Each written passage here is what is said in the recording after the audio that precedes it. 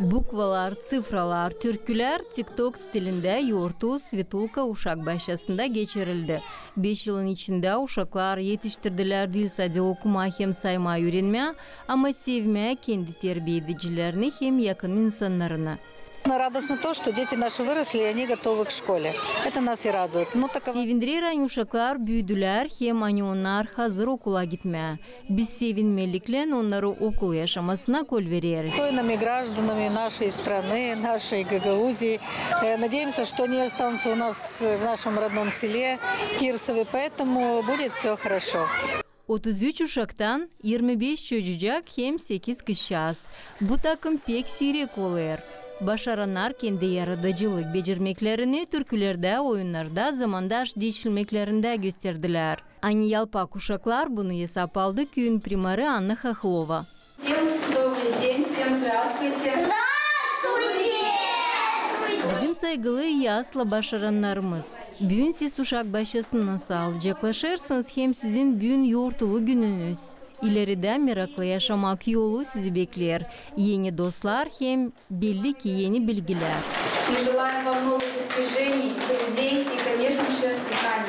Yoğurtu sürprizli oldu uşaklar adına. Mikhail Gagauz biraz scenaryini kestirdi ki kendi başaranlarına sarılma. O adada onları sevme hem şiritlerle donatma. Что будешь? Sizi seveceğim hem özleyeceğim. Okula istersiniz mi? Ne orada yapacağınız? Öğreneceğim, işleyeceğim. Öğreticileri sesleyeceğim mi? Da. Kostef uçucu zamandaş istediklerine hazır. O inanır okulda onu başarılar beklerler.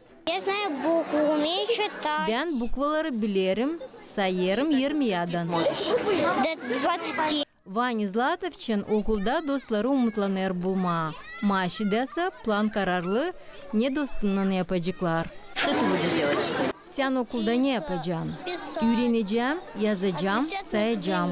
Çok dostum isterim olsun. Я Миша. Мне 7 лет. Бас Михаил Алексеевич. Ben Bas Mikhail Alexeyevich. Dost isterim yedirme de ondan oynama. Okula birden mi gideceğiniz? Da, bile okula gideceğiz, cevap edeceğiz derslerde, öğreticileri sesleyeceğiz, bir bankada oturacağız. Хотели вместе ходить в школу. Analar babalar kendi duygularını hiç saklamadılar.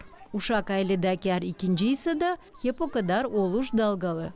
5 лет детский сад был тем местом, где наши дети находили признание. 5 yıl uşak başası o yerde nerede bizim uşaklarımız iyiliği, sevmeyi, bilgileri kabul ettiler. Burada onlar daha çok vakit geçirdiler ne kadar biz. Şükür ederiz terbiye edicileri hem yaslanın hepsi çalışanlar. Уже малышей, которые готовы идти в школу, обучаться. Я думаю, что у них там все тоже получится. Очень волнительный, и второй ребенок идет в первый. Dalgalı bir gün. İkinci uşağımız okula gidecek. Sağ olsun öğreticiler yurtu için, emosiyalar için hepsi başaranlara iyi saatlan. Добрый час всем выпускникам.